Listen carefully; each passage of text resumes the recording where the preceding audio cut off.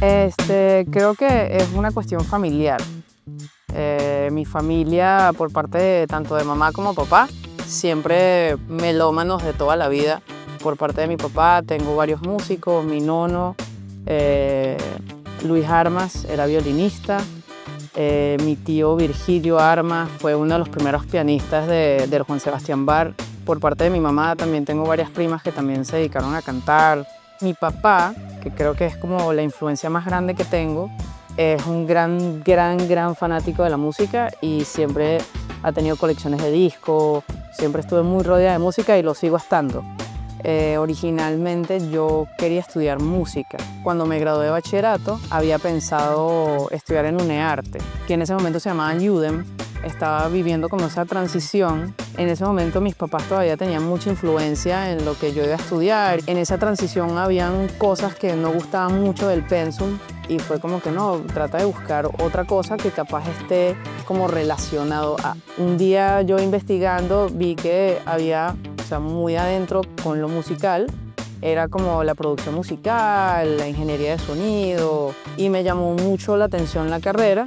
A raíz de eso investigué como que cuáles eran las opciones aquí dentro del país y me salió el taller de arte sonoro. En esa época era como la institución que más daba la carrera.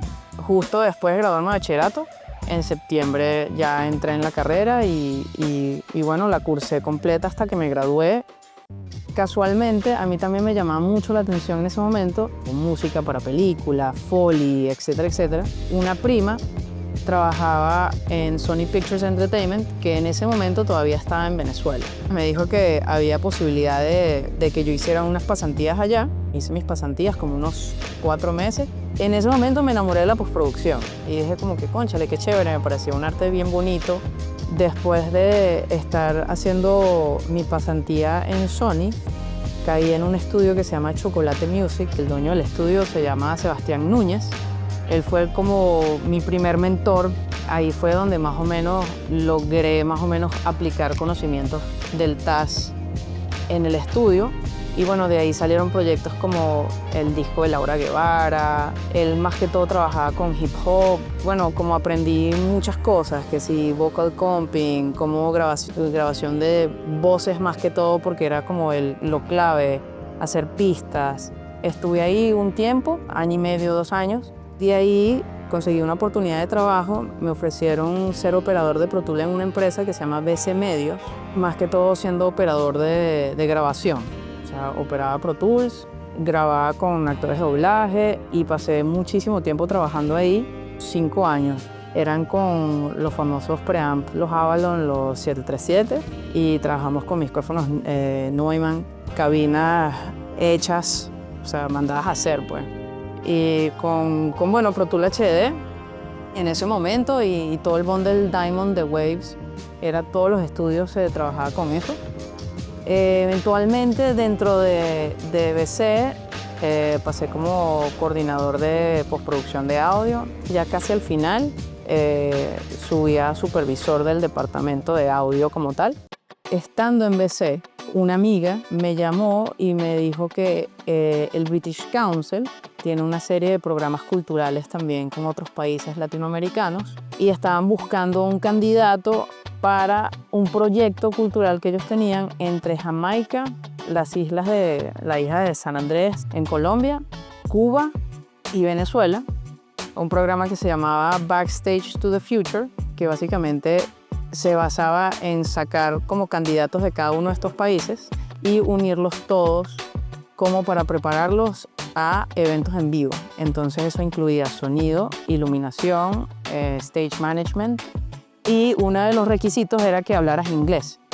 Entonces me dijo, Valentina, yo te recomendé a ti porque tú sabes hablar inglés y tal. Y yo lo hice por mero, como para ver qué salía, pues. Fui a la entrevista, quedé. Cuando me doy cuenta, estoy en San Andrés, ¿sabes? En una isla espectacular, con parte del equipo de profesionales que nos preparaban, eran ingleses. Y bueno, había otra figura muy importante que es un director técnico muy importante de acá, se llama Carlos Gutiérrez, que también había sido seleccionado como parte del personal como para preparar a los chamos. Y nos fuimos todos para allá Fueron como 2 semanas y media de preparación para trabajar en un festival que se llama Green Moon Festival, que es un festival como súper importante allá en la isla de San Andrés. Esa fue como la experiencia que hizo que como que me abriera los ojos y fue como una conexión con, verdad que yo estudié sonido porque quería dedicarme a escuchar música y quería, ¿sabes?, como dedicarme a esto.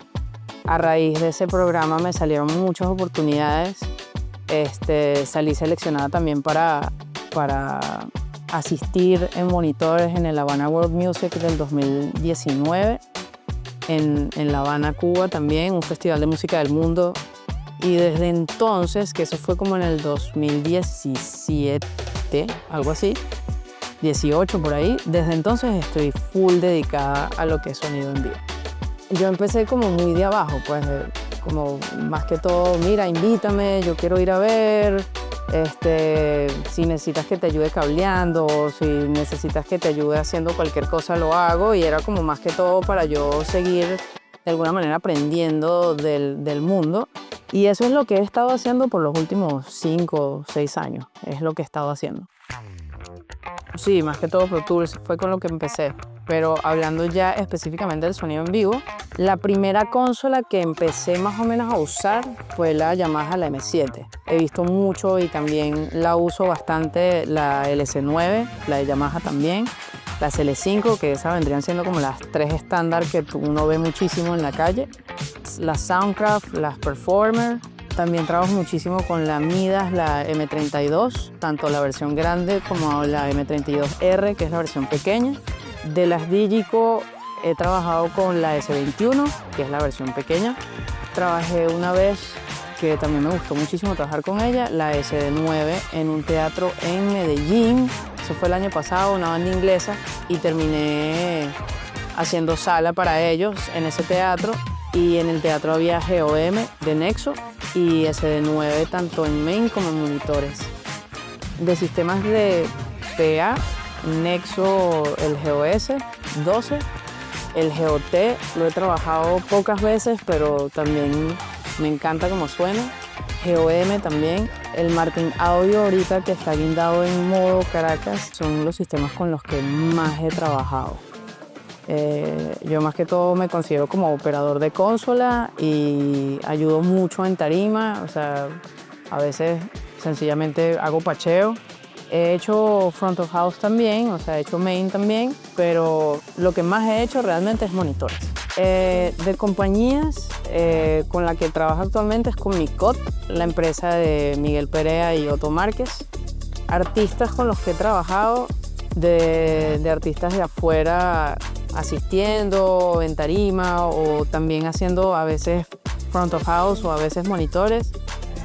Nubia García es una saxofonista de Londres muy buena.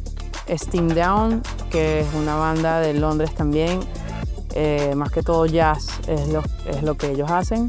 Trabajé haciendo monitores en un festival el año pasado en Bogotá que se llama Festival Centro, donde hice monitores para una banda que era una fusión entre músicos ingleses y músicos colombianos que se llama Mestizo.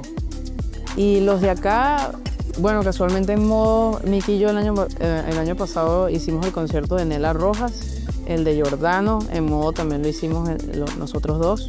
Pero como de la gente así más destacada, los que mencioné, está Sarik Medina, Sebastián Iribarren, Isabela Sánchez, Cristina Mosquera, Beto Baral. Ok, es una pregunta muy compleja porque al final yo trato de no pensar mucho en eso. Yo siento que al final uno está como en un mundo donde todo el mundo quiere que el show salga adelante, que la presentación quede impecable, y yo me he dado cuenta a veces trabajando con toda la gente que he trabajado, donde efectivamente la mayoría son hombres, que todos tenemos como esa misma meta. O sea, yo me imagino que capaz del otro lado a veces se siente raro, ¿sabes? Muchas personas que han trabajado conmigo se me han acercado y se me han dicho como que qué chévere trabajar con una mujer, porque, no sé, las mujeres son más organizadas, más X, más Y, y realmente al final trabajar en un mundo donde sí predominantemente hay hombres, he aprendido de mucha gente, la gente ha sido muy amable conmigo y realmente no me puedo quejar. Sí sé que es una realidad, O sea, en postproducción era lo mismo. Cuando yo estudié en el TAS, prácticamente yo era que sí la única de mi salón. Estoy muy emocionada de que últimamente he visto que hay más muchachas como activas. He visto, por lo menos en la academia, en Audioplace, he visto que hay muchas más mujeres. He tenido como gratas sorpresas de ver chamas muy jóvenes, ¿sabes? Trabajando en tarima o trabajando en RF o trabajando en consola también, que me parece muy chévere. Se nota que hay una evolución muy positiva y son chamas súper, ¿sabes? Pilas, inteligentes, saben lo que están haciendo, entonces eso es como siempre muy, muy chévere verlo, pues. Bueno, yo creo que a nivel de como experiencia positiva, creo que puede ser mi experiencia en San Andrés, cuando se me dio la oportunidad de ir para allá, porque fue como una reconexión con el mundo musical y fue como tomar la decisión de seguir este camino. En el mundo del audio yo siento que no todos los días a uno le va bien, porque desafortunadamente no siempre tienes el control sobre todo. Eso ha sido como una lección bien difícil de aprenderla, porque a veces uno milimétricamente está anotando todas las cosas que pueden ir mal y haciendo todo lo posible para evitarlas en un show, y a veces no está en tus manos. A veces es el músico, a veces, no sé, era la secuencia que se quedó pegada. Pero yo creo que realmente al final lo que importa, o bueno, lo que a mí me ha importado es siempre buscar minimizar como el margen de error, de manera tal de que tú ya sabes que de tu lado hiciste todo lo posible para que todo eso funcionara de manera casi que semiperfecta. Y bueno, siempre tener confianza en lo que uno hace creo que es muy importante. Yo creo que la experiencia que más como que va conjunto a lo que me estás diciendo, o sea, a mí nunca en mi vida me había pasado eso, me pasó ese día y yo pasé como 3 meses echándome látigo. Lo que pasó fue, esto era un grupo bailable, mi primera lección de eso, que yo no sabía, pasé por novata. Yo no sabía que en los grupos bailables las personas no iban a probar sonido. O sea, primer error. Estabas tú de operador y pusimos los micrófonos, no sé qué, los probamos. Sin embargo, lo que no había probado eran los instrumentos. La pista, claro, había hecho ya una escena con todas las cosas que iban. Y bueno, guardamos la escena, me acuerdo, y bueno, yo me fui. Yo no sé si fue una cuestión de horarios o qué sé yo, pero yo me acuerdo que cuando llegué, era como que ya se tenía que montar ya la banda. Y entonces era como todo un estrés. Y yo le digo, como entre el zaperoco, mira, que le dé play a la pista, vamos a chequear el bajo, la batería electrónica, me acuerdo que era una batería electrónica. Y él entendió que era, vamos a arrancar. Y claro, arrancaron y por lo menos me enteré que le habían puesto cajas directas activas a la batería. Entonces los canales de la batería no tenía el Phantom Power puesto. La pista estaba a toda mecha. Llegaron como 3 personas al mismo tiempo a decirme 50.000 cosas al mismo tiempo. Yo había conectado el iPad, cuestión de que fuese un poco más fácil hacer la mezcla afuera y no tener que entrar y salir. Me doy cuenta que cónchale, que había una acumulación de bajos muy grande. Entonces fue como que me voy a meter en el rack y voy a meterme el gráfico para cortar un poquito las frecuencias. Estaba con el iPad en la mano. Cuando llamas el gráfico se te suben todos los faders del gráfico en la LC9. Y yo, bueno, cometí la burrada de poner el iPad en los primeros faders de la consola, y cuando llamé al rack, obviamente no se levantaron los faders porque estaba el iPad puesto ahí. Y cuando obviamente todo eso se baja, empieza el concierto de feedback espantoso. Fue como que traté de respirar y bueno, como que empecé a bajar todas las cosas que sabía, nivelar, salía, entrar otra vez y, ¿sabes? Puse el iPad de un lado, dije, no, yo ya no puedo usar esto. Yo no sé cuántas canciones habían pasado, ni cuántos minutos, o sea, no tengo ni idea. Ya al final ya todo estaba medio nivelado, ya estaba medio arrancado todo, pero bueno, ¿sabes? Ya la torta estaba puesta. Entonces mandaron a bajar a la banda. Nada, la productora del evento me echó la mil y un culpas, que yo no estuve en la prueba de sonido, que no sé qué tal. Fue un desastre. Yo tuve una experiencia hace muchos años, no, hace como 4 o 5 años, en San Andrés también. Estábamos trabajando en un festival, a mí me tocaba hacerle main a una de las bandas y desafortunadamente agarrando el avión me enfermé. se me tapó un oído, pero una tapada de oído espantosa. Se me puso peor y peor y peor. Empecé con una fiebre 40, no sé qué, ta. La noche anterior hice la prueba de sonido con la banda, casi que escuchando así. Estaba muy preocupada por mi salud porque la fiebre no había manera que se me bajara. Y hubo un momento donde dije como que no me puedo arriesgar a hacer esto porque dentro de 2 días tengo que agarrar un avión y esto va a empeorar. Y me acuerdo que un amigo, el colega también ingeniero colombiano, me buscó ahí a la habitación, me dijo, Valentina, por favor. Entonces me dijo algo que también creo que me marcó y tiene toda la razón. El artista puede faltar. O sea, si el artista está enfermo, el artista puede decir no voy porque estoy enfermo. Pero el ingeniero de sonido no. Porque si tú estás trabajando exclusivamente con un artista y tú estás enfermo, el show no anda sin ti. O sea, tú tienes que estar ahí. Te sientas bien, te sientas mal, estés o no estés dormido, o sea, como sea, tú tienes que estar. Porque si no, el teléfono no va a volver a sonar. Ok, tienes todas. Déjame pararme, voy a tomar otra pepa y me fui. Hice el show con un oído tapado, casi que con suéter a la orilla de la playa, con fiebre 40, horrible. Pero saqué el show adelante y fue como de esas otras tantas lecciones que uno también aprende en el medio, que es que no importa si estás enfermo, tienes que cumplir. Al final es nuestro trabajo y hay que tomárselo en serio. Y si tú quieres que alguien te tome en serio, tienes que ser puntual, tienes que ser ordenado, tienes que dar la cara y tienes que ser profesional. Y yo creo que ese compendio de cosas es lo que hace que tú al final tengas una imagen profesional ante lo que tú haces. Entonces, si llegas tarde, si no trajiste los instrumentos que son o no trajiste las herramientas con las que tú trabajas y al final, pero es que de súper mala suerte el trabajo te sale mal, no te llaman más. Entonces, precisamente por eso y por la experiencia esa que tuve, que desafortunadamente fue el día que te conocí, me hubiese gustado conocerte en otra situación. A raíz de eso fue, si voy a trabajar con alguien, la prueba de sonido tiene que ser a tal hora, cuánto tiempo tenemos para probar, qué va a ir, dame el input, si no lo tienes o no lo haces, dime qué día hay ensayo, yo voy y yo lo hago yo sola para yo tenerlo.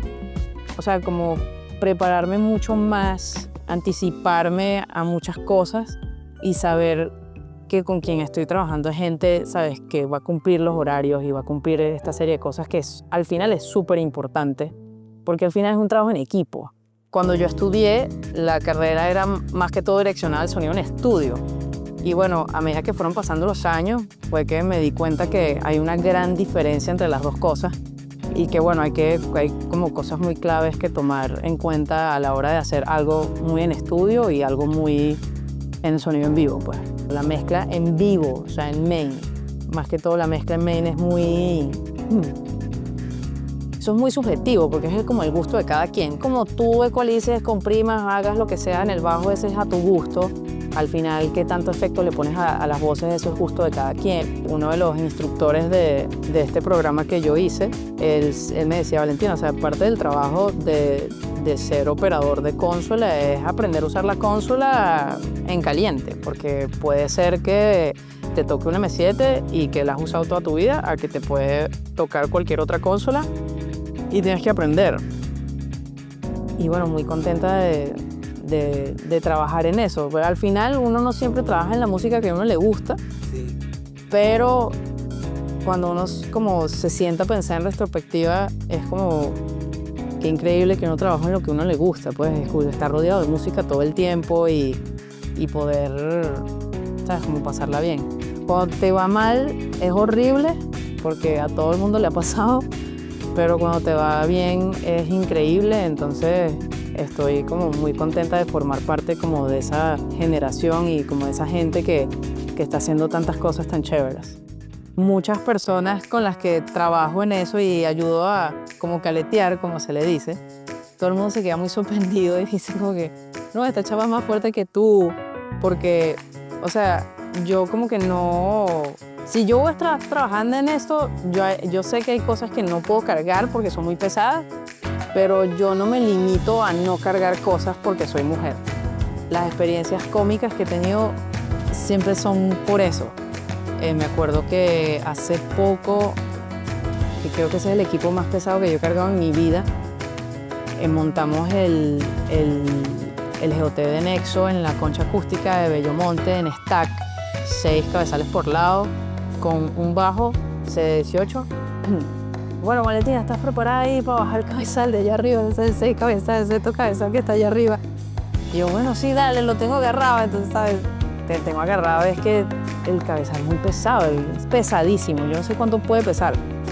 Uno de los chamos que lo llamaron como para ayudar, el chamo se me quedó como viendo un rato y me dijo que, no, Valentina, me dejaste loco, o sea, no puede ser que tú puedas cargar esta broma. Y yo no lo puedo cargar, o sea, ustedes me están ayudando a cargarlo, que es diferente, pero es muy pesado.